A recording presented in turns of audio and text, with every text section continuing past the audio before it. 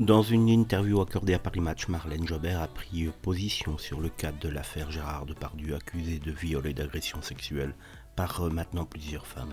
Alors que la condamnation de l'acteur semble être un consensus, Jobert appelle à plus de prudence dans ce dossier, autrefois considéré comme l'une des figures emblématiques du cinéma français. Gérard Depardieu se retrouve aujourd'hui au cœur d'une controverse sans précédent. Les accusations portées par plus d'une dizaine de femmes ainsi que la diffusion du numéro de complément d'enquête sur l'affaire ont entraîné une chute spectaculaire de sa réputation. Face à cette situation, la fille de l'acteur, Julie, dénonce une véritable chasse à l'homme.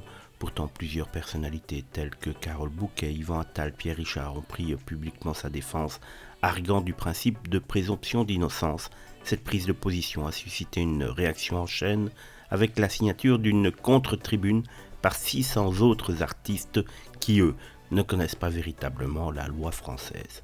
Marlène Jobert, quant à elle, refuse de se ranger du côté de la condamnation hâtive.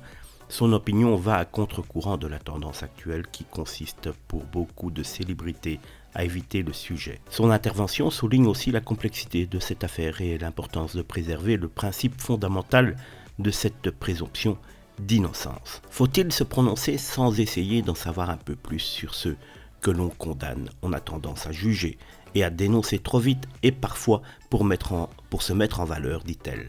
Quel plaisir peut-on trouver à s'acharner sur quelqu'un?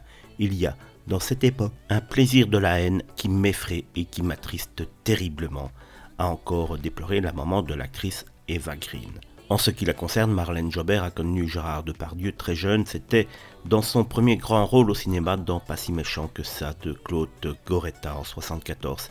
Et il n'a jamais eu le moindre geste déplacé vis-à-vis de qui que ce soit durant le tournage, se souvient l'actrice, qui souligne malgré tout l'importance du mouvement MeToo. J'ai eu la chance de n'avoir jamais été importuné par des metteurs en scène, même à mes débuts. J'imagine sans peine la rancœur sourde qui ronge les victimes et brise leur vie.